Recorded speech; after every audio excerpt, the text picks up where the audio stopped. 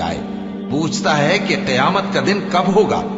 سو جب آنکھیں چندھیا جائیں اور چاند گہنا جائے اور سورج اور چاند جمع کر دیے جائیں، اس دن انسان کہے گا کہ کہاں ہے بھاگنے کی جگہ؟ کہیں نہیں، کوئی جائے پناہ نہیں۔ اس روز تمہارے پروردگار ہی کے پاس تمہیں جا ٹھہرنا ہے۔ اس دن انسان کو جو عمل اس نے آگے بھیجے اور جو پیچھے چھوڑے ہوں گے سب بتا دیے جائیں گے۔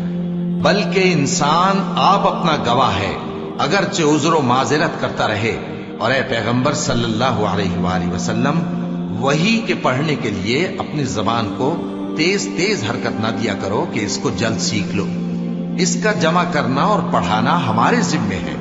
سو جب ہم اسے پڑھا کریں تو تم اس کو سنا کرو اور پھر اسی طرح پڑھا کرو۔ پھر اس کے معانی کا بیان بھی ہمارے ذمے ہے۔ مگر لوگو، تم دنیا کو دوست رکھتے ہو